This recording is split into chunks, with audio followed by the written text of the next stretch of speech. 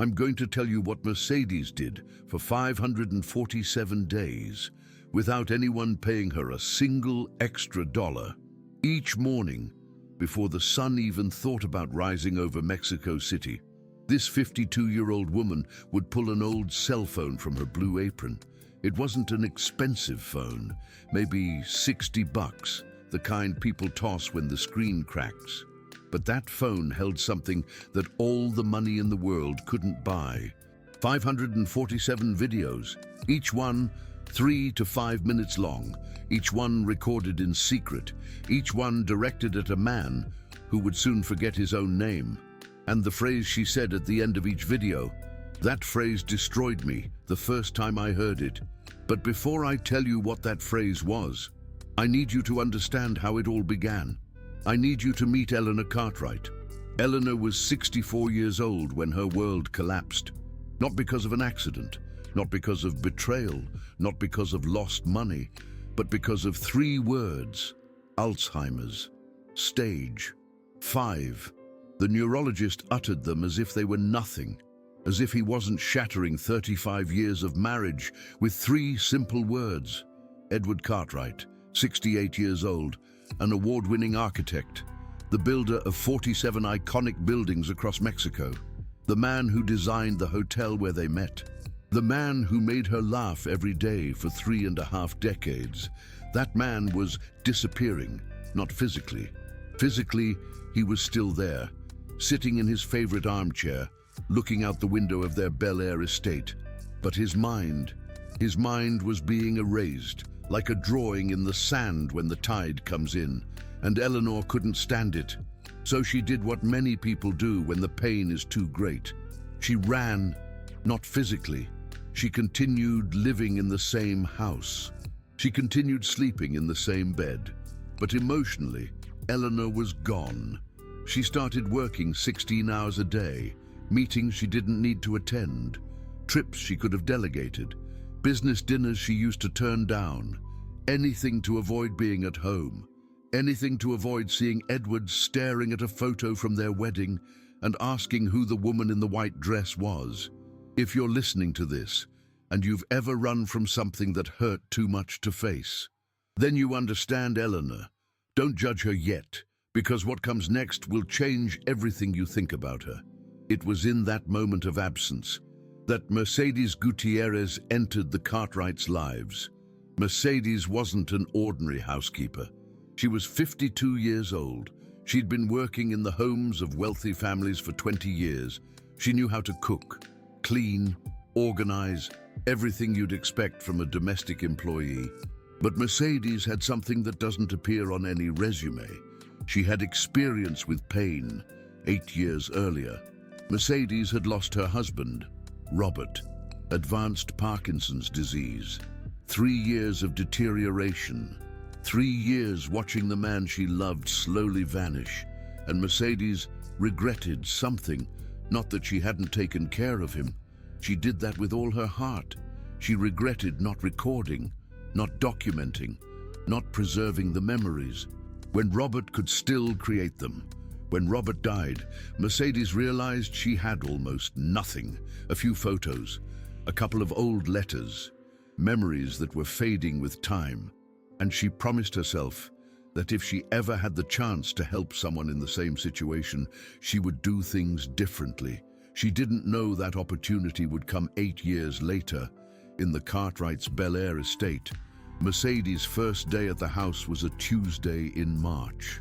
Eleanor barely looked at her. She gave her quick instructions, showed her where everything was, and left. By 7 in the morning, she was already at her office downtown. Edward was in his room. Mercedes went upstairs to introduce herself. She knocked on the door, waited, knocked again. When she opened it, she found Edward sitting on the edge of the bed.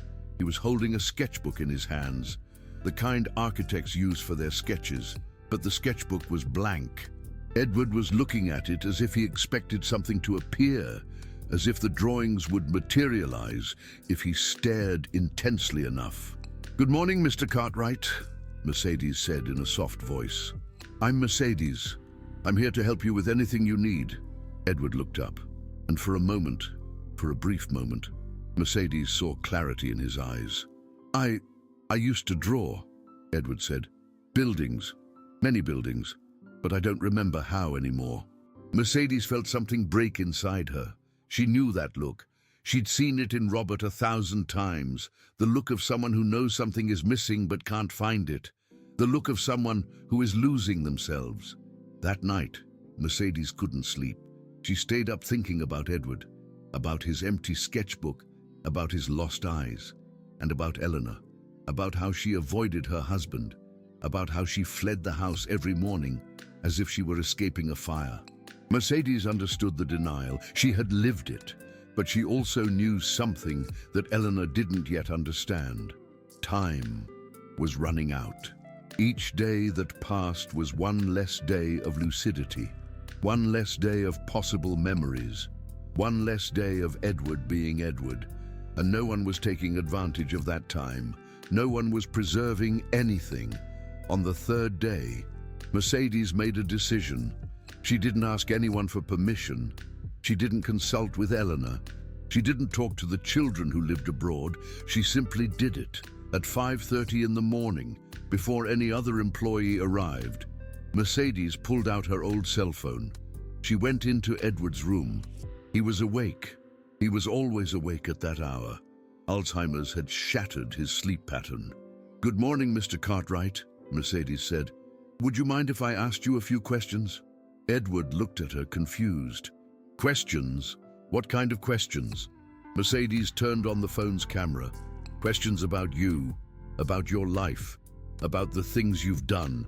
Edward frowned. "I don't know if I remember many things." "It doesn't matter," Mercedes said. "What you remember is fine, and what you don't remember, we'll look for it together." That day, Mercedes recorded the first video, 3 minutes and 47 seconds. Edward talking about his first building, a small dental office in Beverly Hills. He remembered it vaguely, some details, the color of the tiles, the dentist's name. It wasn't much, but it was something. And for Mercedes, something was better than nothing. What Mercedes didn't know was that that first video was only the beginning of something much bigger. 547 videos, 547 days, 547 opportunities to preserve what Alzheimer's was stealing, but they would only discover that later. For now, the important thing is that Mercedes had begun, and she wasn't going to stop. The first few weeks were difficult, more difficult than Mercedes had imagined. Robert didn't always cooperate. Some days he was lucid, other days he didn't recognize Mercedes. Some days he got frustrated and asked to be left alone. There was one day in particular that Mercedes would never forget. Day 7. She entered Edward's room at 5:30 as always, but Edward wasn't sitting on the bed. He was standing in front of the window, looking out at the street. "Good morning, Mr. Cartwright," Mercedes said with her usual gentle voice. Edward turned around, but there was no recognition in his eyes, only fear. "Who are you?" Edward said with a trembling voice. "What are you doing in my house? I'm going to call the police." Mercedes felt her heart breaking, but she didn't leave. She didn't turn away. She stayed there, quiet, with a calm smile. "I'm Mercedes, Mr. Cartwright. I work here. I come to help you every morning." Edward looked at her suspiciously. "I don't know you. I've never seen you in my life." Mercedes nodded. "I know, Mr. Cartwright. Sometimes it's difficult to remember, but it doesn't matter. I'm going to wait here until you feel better." And that's what she did. She sat in a chair by the door and waited 15 minutes, 30 minutes, 45 minutes, until something changed in Edward's eyes, a spark of recognition. "Mercedes," Edward said, as if the name had floated in from somewhere deep within his brain. "Yes, Mr. Cartwright, it's Mercedes." Edward sat down on the bed. "I'm sorry," he said. Sometimes I don't know where I am or who's with me. You don't have to apologize, Mr. Cartwright. That's normal, and I'm here to help you." That day, Mercedes didn't record any videos. That day was for something else, for learning, for understanding, for realizing that this was going to be much more difficult than she had thought, but also to reaffirm her commitment. Because if someone like Edward, someone who had designed 47 buildings, someone who had been loved for 35 years, could forget who he was from one moment to the next, then memories were more valuable than anyone imagined. And Mercedes wasn't going to waste a single one. After that day, Mercedes changed her approach. She no longer arrived and started recording immediately. First, she assessed. How was Edward today? Did he have clarity in his eyes? Did he recognize his surroundings? Could he hold a conversation? If the answers were positive, they recorded. If not, Mercedes simply stayed. She talked to him. She read him the newspaper. She played him music. She reminded him who he was. And so, little by little, Mercedes learned to read his signals. She learned that mornings were better than afternoons. She learned that the music of the 60s calmed him. She learned that old photos activated memories that words couldn't reach. And she began to develop a system. Each week had a theme. Week 1, Edward's childhood, where he was born, who his parents were, his earliest memories.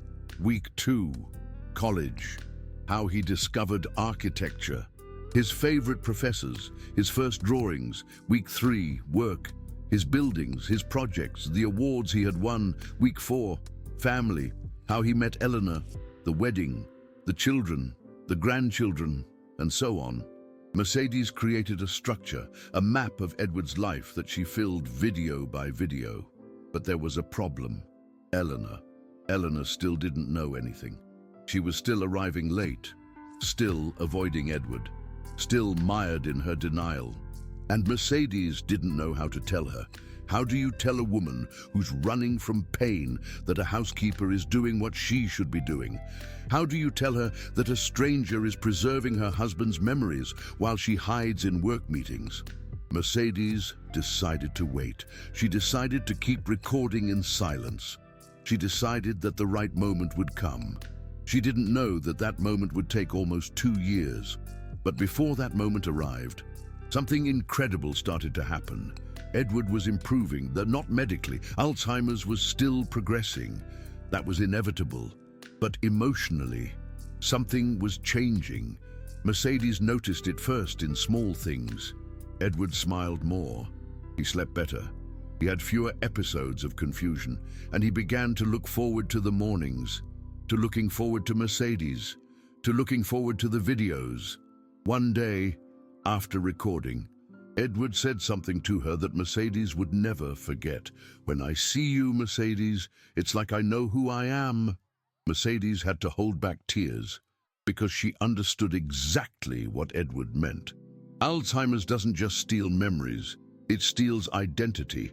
It steals the sense of who you are. And Mercedes, without knowing it, was giving Edward pieces of himself back. Each video was a mirror, a reminder of who he had been, of what he had achieved, of the people he had loved. And Edward clung to those mirrors, like a castaway clings to a plank in the middle of the ocean. By day 50, Mercedes already had enough material to realize something. This was bigger than she had imagined. They weren't just loose videos.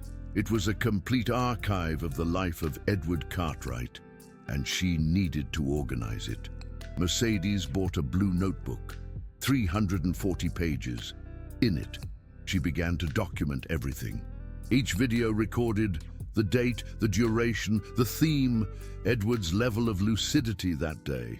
She also began to write scripts, specific questions for each session, key phrases to activate memories, names of people, places, events that Edward had mentioned. It was detective work, the work of a historian, the work of a therapist, all done by a housekeeper who earned $8,000 a month. No one had taught her to do this. No one had given her a manual. Mercedes was improvising based on the only knowledge she had, her own experience with Robert, and it was working. By day 100, Mercedes already had 147 videos organized into folders. Our Wedding, a folder with 17 videos of Edward talking about how he met Eleanor, the proposal, the ceremony. Our Children, 23 videos about Alexander and Patricia, the two children who now lived in Madrid and Toronto. Your Work, 41 videos about the buildings, the projects, the awards, our love, 32 videos where Edward spoke directly to Eleanor, saying things to him that maybe she'd never said in person, and a special folder, a folder that Mercedes called For When You Don't Remember Me. In that folder, Mercedes kept the most important videos, the videos where Robert explained who he was, the videos where he said his name, his age, his story, the videos where he talked about Eleanor and told her how much he loved her. Mercedes knew that the day would come when Robert wouldn't remember anything, and she wanted that. When that day arrived, Robert could see himself, could hear his own voice telling him who he was, could remember, even if just for a few minutes, that he had been someone, that he had loved, that he had been loved. That was Mercedes' intention, to create a bridge between the Robert of the present and the Robert of the future, a bridge made of videos, a bridge that Alzheimer's could not destroy. But Mercedes didn't know that those videos would do something more, something she never would have imagined. Those videos were going to change Eleanor forever, and the way she discovered it. That's the part of the story that still keeps me up at night. Months passed. Mercedes continued recording every morning at 5:30. Robert continued declining, but more slowly than the doctors had predicted. And Eleanor kept running away. But something began to change in her without her even realizing it. It was subtle at first. One day, Eleanor came home and noticed that Robert was humming a song. Not just any song, the song they had danced to at their wedding. It had been years since she'd heard that melody escape his lips. Another time, she found Robert smiling while looking out the window. Not the usual lost gaze. A real smile, like the ones from before. And one night, while Eleanor was reviewing documents in her study, Robert walked in and looked at her. You are my wife," he said. Eleanor looked up, surprised. "Yes, Robert, I'm your wife." Robert nodded slowly. I know that today." And he left. Eleanor sat in silence for an hour, trying to understand what was happening.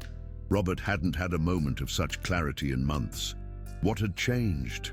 She couldn't know yet, but something inside her began to awaken, a small voice that told her that maybe, just maybe, she was missing something important. Mercedes noticed the change in Eleanor too. She began to arrive a little earlier, to leave a little later.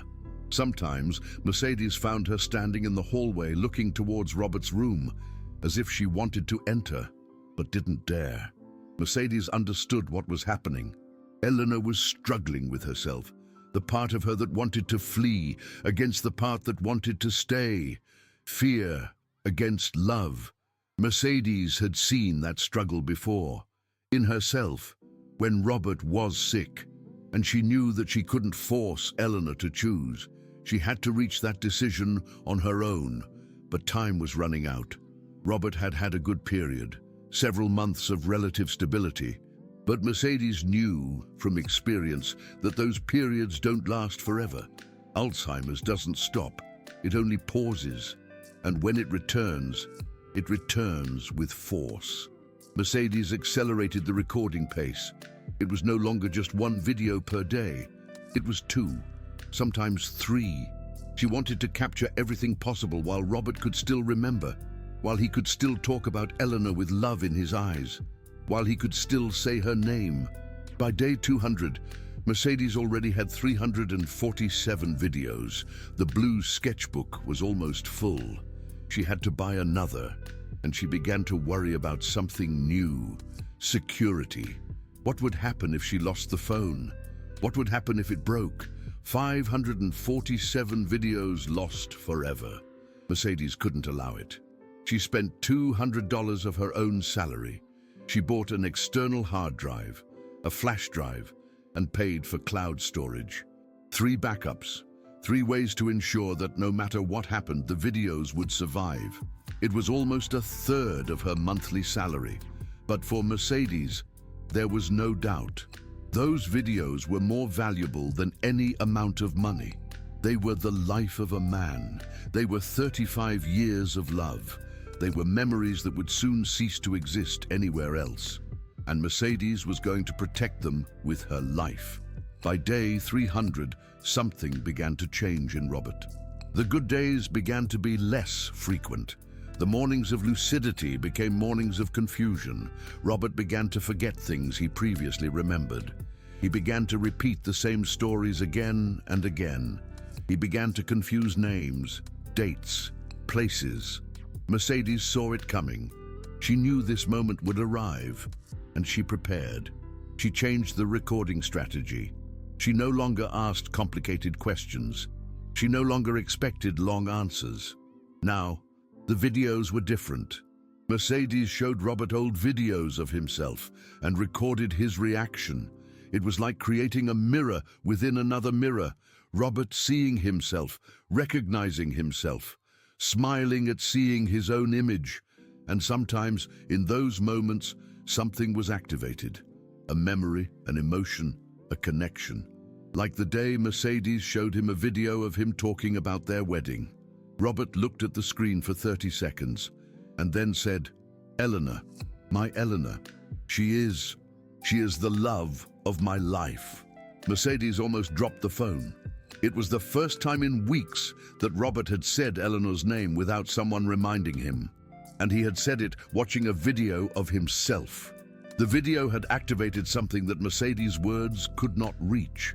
That day, Mercedes understood something important. The videos weren't just for the future. The videos were for the present too. They were a way to keep Robert connected with his own identity. A way to remind him who he was, even when his brain forgot. Mercedes adjusted the system. Now, every morning before recording new videos, she showed Robert old videos. 10 minutes of seeing his own life, 10 minutes of remembering who he had been, and then they recorded. The change was remarkable. Robert had more moments of clarity, more connection, more presence. It wasn't a cure. Alzheimer's was still there, but it was something. And for Robert, for Mercedes, for this story, something was everything.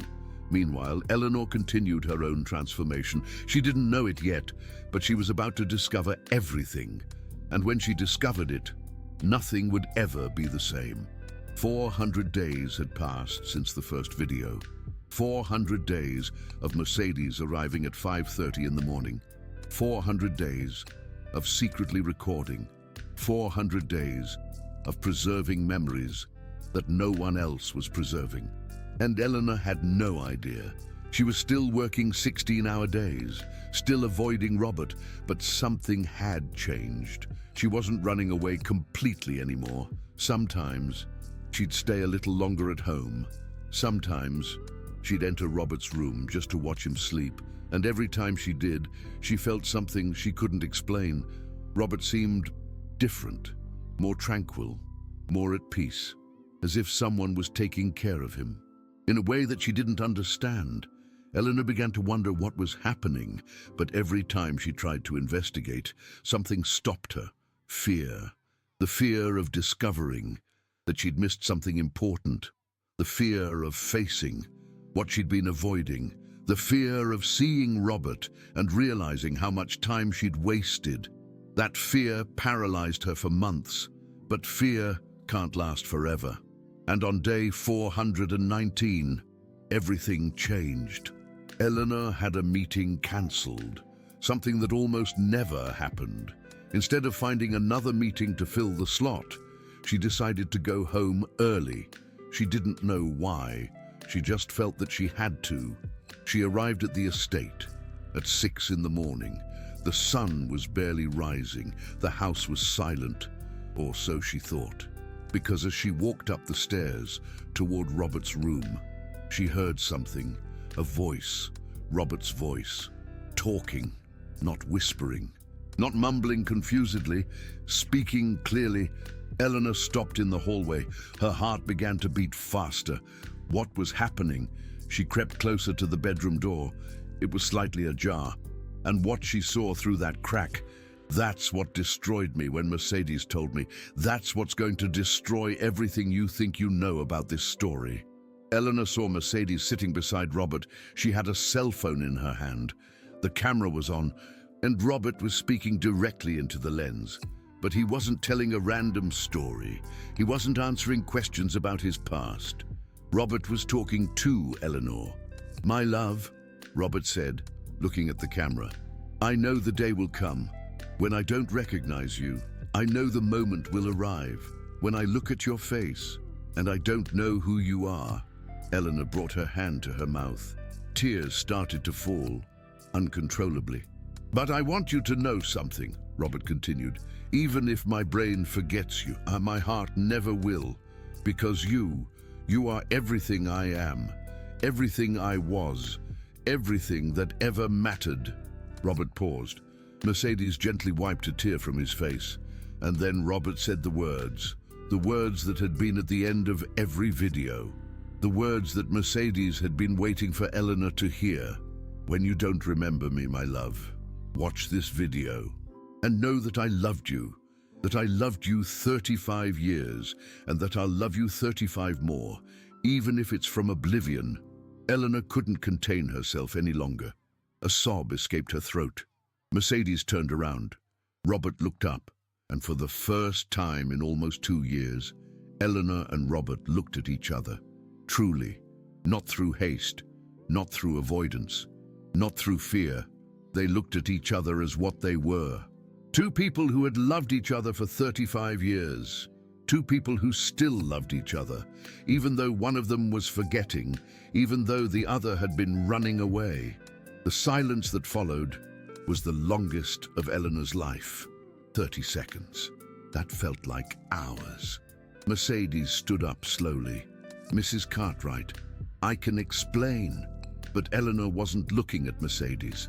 She was looking at Robert, her husband of 35 years, the man who had just told her that he would love her even from oblivion. "Robert," Eleanor whispered. Robert looked at her, and for a moment of perfect clarity, his eyes shone with recognition. "My love," Robert said, "you're here." Eleanor crossed the room in 3 strides. She knelt beside the bed.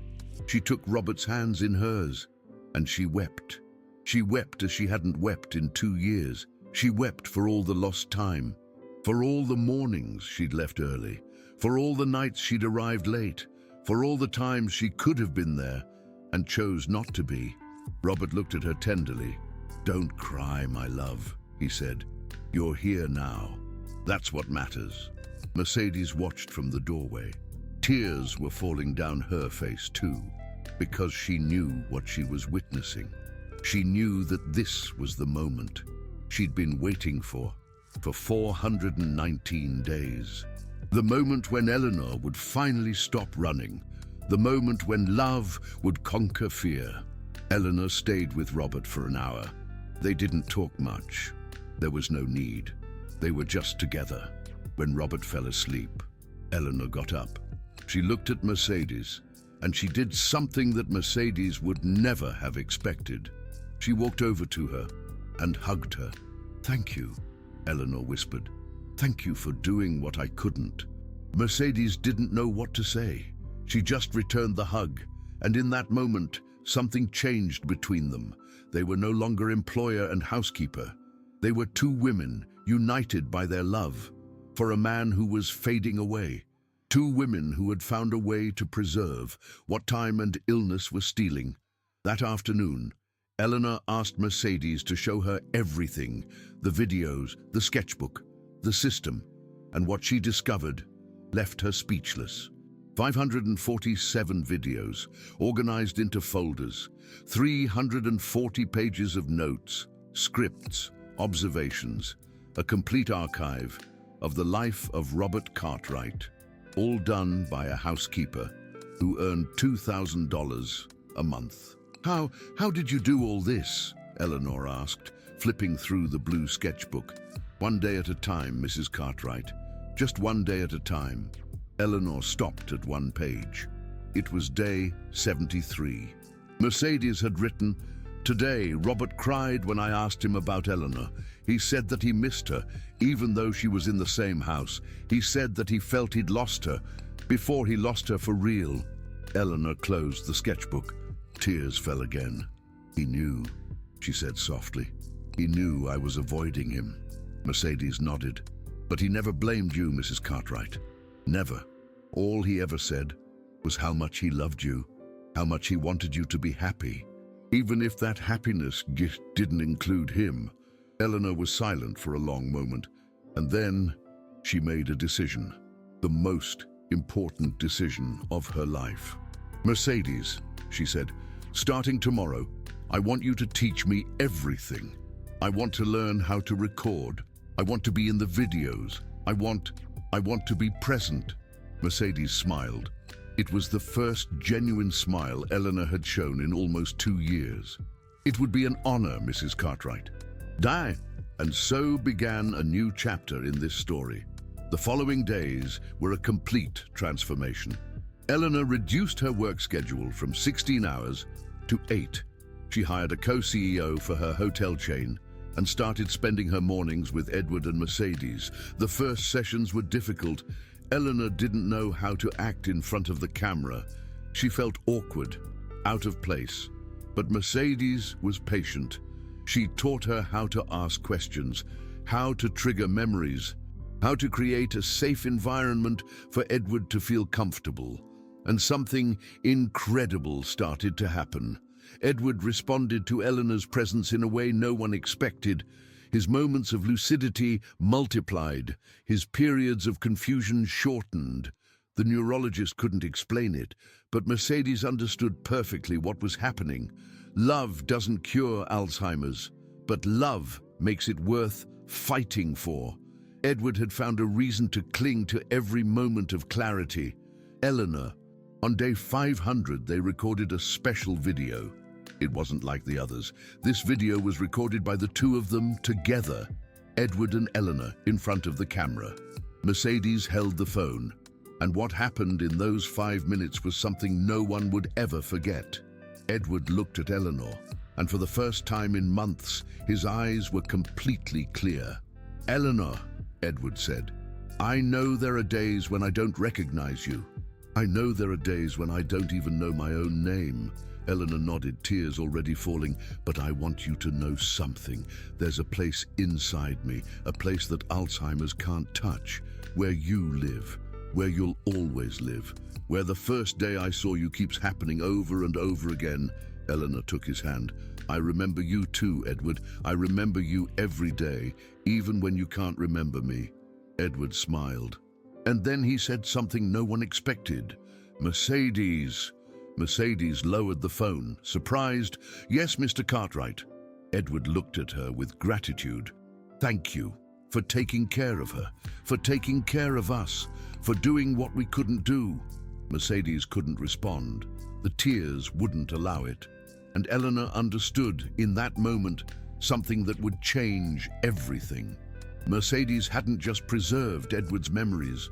She had saved their marriage. She had saved Eleanor from herself. She had given this family something that no amount of money in the world could buy. Time. Time together. Time to love. Time to remember. Day 547 was the last day of recording. Not because Edward could no longer speak, but because Mercedes had fulfilled her mission. 547 videos, 547 days, 547 opportunities seized. That morning, Mercedes arrived at 5:30 as always, but this time, Eleanor was already there, waiting for her. "Today is a special day," Eleanor said. Mercedes nodded. "I know it is, Mrs. Cartwright." Together, they went up to Edward's room. He was awake, as always at that hour. But today, they didn't record a new video. Today, they showed Edward a special selection. The 10 most important videos. The video of his first building. The video of how he met Eleanor, the video of their wedding, the video of the birth of their children, and the last video in the For When I Don't Remember folder. Edward watched them all, and something magical happened. For 10 minutes, Edward was Edward again, complete, lucid, present. He looked at Eleanor, and he recognized her. He looked at Mercedes, and he recognized her. He looked at the images of his life, and he recognized himself. And at the end of the last video, when his own voice said, "When I don't remember, my love, watch this video," Edward smiled. "I already saw it," he said with perfect clarity. "And I remember you. I remember everything." Eleanor hugged him. And in that hug were 35 years of love, and 547 days of hope, and the quiet work of a housekeeper who had changed everything. Those 10 minutes were a gift that Alzheimer's couldn't steal, a gift that Mercedes had made possible. And although no one knew how many more moments like that were left, everyone understood something important. Every moment of clarity was valuable. Every second of connection was a treasure. Each video was a bridge between the Edward of the past and the Edward of the present. And those bridges, built day after day for 547 days, were indestructible. But this story doesn't end here, because what happened afterward changed not only this family, but thousands of families more. And it all started with the question Eleanor asked Mercedes that same afternoon. "Mercedes, how many families do you think are going through the same thing we are?" Mercedes thought for a moment. "Thousands, Mrs. Cartwright, hundreds of thousands. Just in the US, there are millions of people with Alzheimer's, and each of them has a family that's losing memories every day." Eleanor nodded slowly. "And how many of those families have someone like you, someone who knows how to preserve those memories?" Mercedes looked down. "Almost none, Mrs. Cartwright. Most don't know this is possible. They don't know they can record. They don't know how to do it. They don't know where to start." Eleanor was silent for a long moment, and then she said something that would change everything. "We have to change that." Mercedes looked at her, not understanding. "Mercedes, what you created, this system, these videos, this method, this can help thousands of families. This can change the way the world faces Alzheimer's."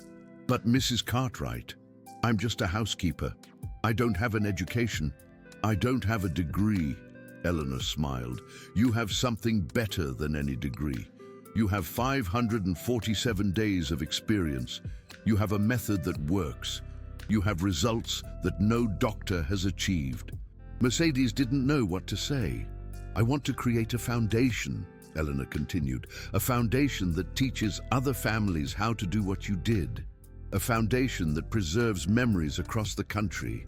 And I want you to run it." Mercedes was speechless. "Mrs. Cartwright, I don't know if I can—" "You can," Eleanor said firmly. "You've taken care of my husband for 547 days without anyone asking you to.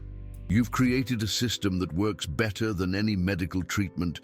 She has preserved 35 years of love in videos that will last forever. If you can't lead this foundation, Eleanor, no one can." That night, Mercedes couldn't sleep. She stayed up, thinking about everything that had happened, about Robert, her late husband, who had passed away before she could ever preserve his memories, about Edward, who still had moments of clarity thanks to the videos, about all the families, living through the same thing, alone, not knowing what to do without anyone to guide them. And she realized that Eleanor was right. This was bigger than her. This was bigger than the Cartwrights. This could change lives. The next morning, Mercedes accepted, and that's how the Living Memories Foundation was born. Eleanor invested $20 million of her personal fortune. She hired lawyers to create the legal structure. She hired doctors to validate the method. She hired tech experts to create an app that anyone could use. And she put Mercedes in charge of everything. Mercedes Gutierrez, CEO of the Living Memories Foundation, the housekeeper who earned $8,000 a month. now earned $48,000, but the money was the least important thing. The mission, that was what mattered. To teach other families how to preserve what Alzheimer's is stealing. The first 6 months were for preparation. Mercedes worked with a team of neurologists to document her method. Together, they created a 14-step protocol: how to identify the best moments to record, how to ask questions that activate memories, how to organize the videos into thematic folders, how to use the videos to maintain the emotional connection, how to prepare the family for the videos in the "For When I Don't Remember You" folder. Each step was based on the 547 days that Mercedes had spent with Edward. Each technique had been tested in practice. Each piece of advice came from real experience. And when they finally launched the program, the impact was immediate. In the first year, the Living Memories Foundation trained 2,000 families, 2,000 families who now knew how to preserve the memories of their loved ones, 2,000 families who were no longer alone, 2,000 families who had hope. I want to tell you about one of those families, the Miller family. Don Miller was 74 years old when he was diagnosed with Alzheimer's. His wife, Donna, was 71. They had been married 52 years. When Donna heard about the Living Memories Foundation, she decided to enroll. She didn't have much money. She didn't have advanced technology. She only had an old phone and a slow internet connection. But she had something more important. She had love, and she had time. Mercedes personally trained Donna for 4 weeks. She taught her how to ask the questions, how to organize the videos, how to create the "For When I Don't Remember You" folder. And Donna started recording every day for 180 days until Don stopped recognizing her. But when that day came, Donna was prepared. She took out her phone, she played the video, and Don, although he couldn't say his wife's name, reached out and took her hand. Just like Edward had done with Eleanor, the bridge worked, the videos worked, Mercedes' method worked, and that was just one of the 2,000 stories from the first year. 2,000 families who discovered that Alzheimer's can steal memories, but it can't steal the love preserved in video. Mercedes traveled all over the United States. She gave talks in hospitals, clinics, daycare centers for people with Alzheimer's. She taught her method to nurses, caregivers, family members. And every time someone asked her how she had learned all this, she told the story of Edward, the story of a man who was forgetting himself, the story of a housekeeper who decided to do something about it, the story of 547 videos. That changed everything. Meanwhile, Edward continued his decline. Alzheimer's doesn't stop, it only pauses. And the pauses were getting shorter. By the foundation's second year, Edward could no longer speak clearly. He could no longer hold a conversation. He could no longer say Eleanor's name without help. But there was something he could do. He could watch the videos. Every morning, Eleanor and Mercedes would play the videos for him, and something magical happened. Edward couldn't remember what had happened 5 minutes ago, but he could recognize his own voice on the screen. He could smile at seeing himself talking about his wedding. He could cry at hearing himself say how much he loved Eleanor. The videos were bridges that connected the Edward of the past with the Edward of the present, bridges that Alzheimer's could not destroy, and Eleanor clung to those bridges, like a shipwrecked sailor clings to a plank in the middle of the ocean. The day Edward stopped recognizing Eleanor was a Tuesday in October, 21 months after Mercedes recorded the first video, 14 months after Eleanor discovered everything. Eleanor walked into the room that morning. "Good morning, my love," she said. As always, Edward looked at her, but there was no recognition in his eyes, only confusion. Who are you?" Edward asked. Eleanor felt like the world stopped. She had known this moment was coming. Mercedes had warned her, but knowing it and living it were two completely different things. Tears started to fall, but then she remembered something, the folder. The "For When I Don't Remember You" folder. Eleanor took out her phone. She found the folder and she played the video. "My love," Edward's voice said on the screen. "I know the day will come when I don't remember you. I know the moment will arrive when you look at my face and you don't know who I am." Edward watched the screen with curiosity. "But I want you to know something," the video continued. "Even if your brain forgets me, my heart never will." Something changed in Edward's eyes. It wasn't complete recognition, but it was something, a spark, a flash of connection. "When I don't remember you, my love, watch this video, and you'll know that I loved you, that I loved you for 35 years, and that I'll love you for 35 more, even if it's from oblivion." The video ended. Edward looked at Eleanor, and although he couldn't say her name, although he couldn't remember who she was, he did something that said it all. He extended his hand, and he took Eleanor's hand, not with confusion, with love. It was the bridge working. The video had activated something that words couldn't reach, something deep, something that Alzheimer's hadn't been able to destroy completely. And Eleanor understood that Mercedes had been right from the very beginning.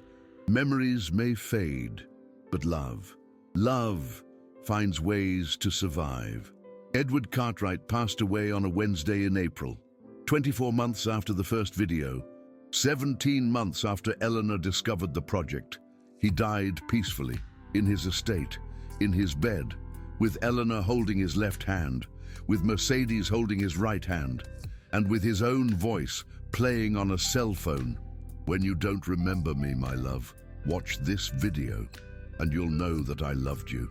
Those were the last words Edward heard, his own voice telling himself that he had loved. Mercedes closed his eyes.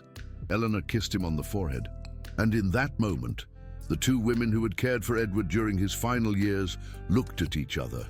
There was no need for words. Everything was said. Everything was done. Everything was preserved.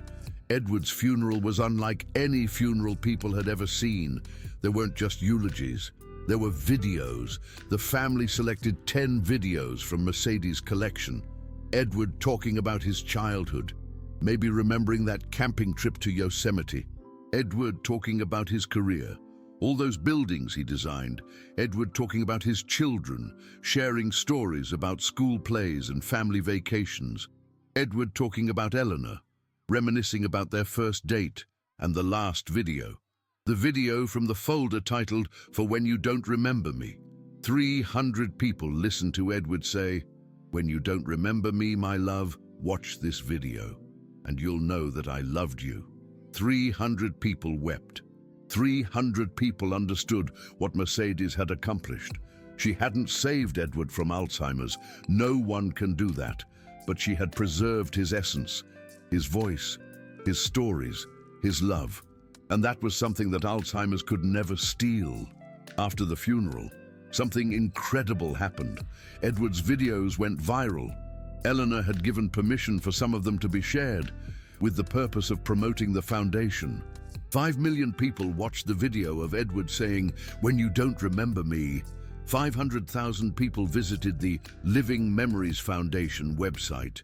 20,000 families signed up to learn the method. And Mercedes became a public figure, not because she sought it, but because her story resonated with millions of people. The housekeeper who preserved the love of a man who was forgetting.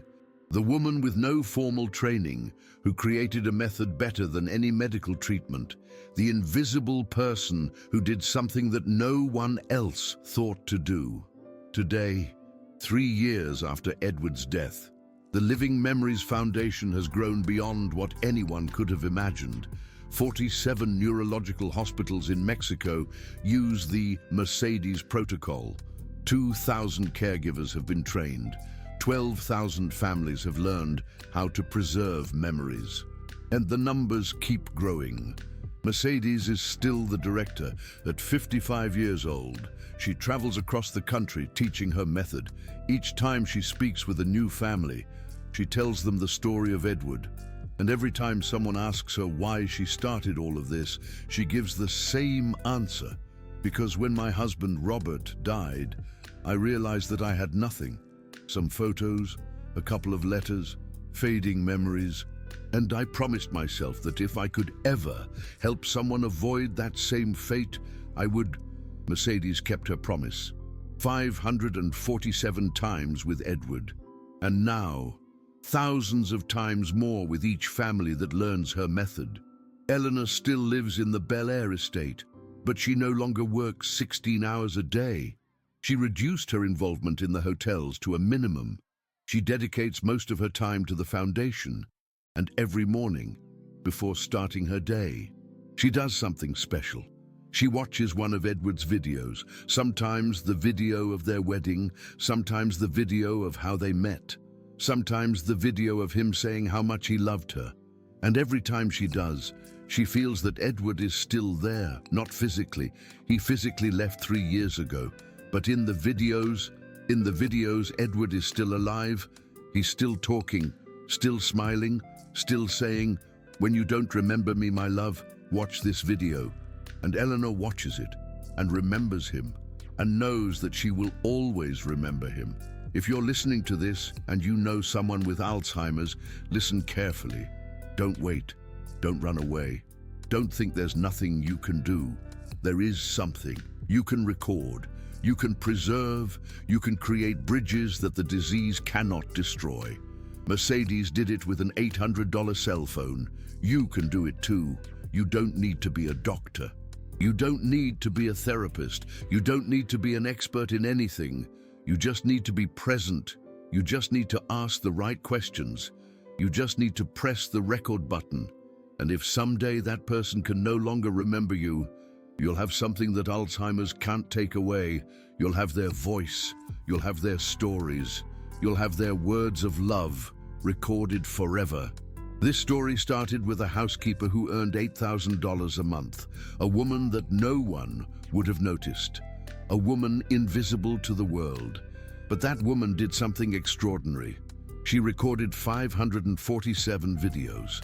She preserved 35 years of love. She saved a marriage. She created a foundation. She changed thousands of lives. And all because she decided to do what no one else thought to do. Mercedes had no degree. She had no resources. She had no permission. She just had an old cell phone and a heart that understood what it means to lose someone. And that was enough, more than enough. Before finishing, I want to ask you something.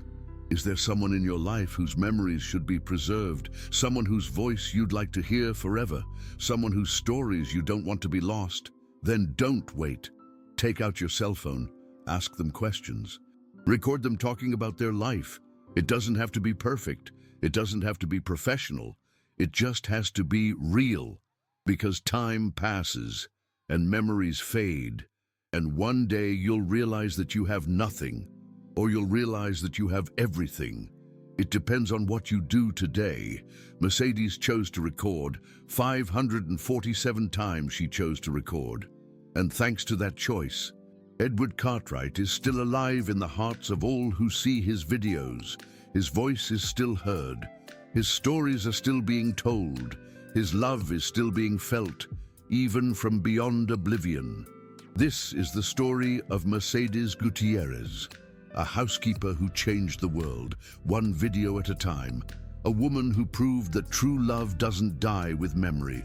A heroine who wore latex gloves and a blue apron. If this story resonated with you, please share it with someone who needs to hear it. Because every family that learns to preserve memories, that's a victory against oblivion. And every video recorded is a bridge that Alzheimer's simply cannot destroy. Thank you for listening until the end. And remember, when you no longer remember me, my love, watch this video. Those words can save more than you can possibly imagine.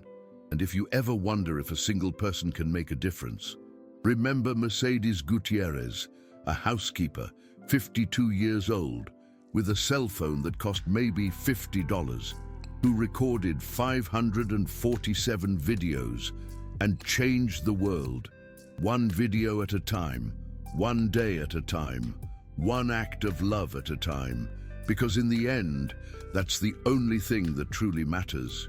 Not the money we have, not the titles we hold, not the things we possess, but the memories we preserve and the love we leave recorded forever. Because memories can fade, but love recorded on video, that love is eternal, and that's something that neither Alzheimer's, nor time, nor even death can ever destroy. Never.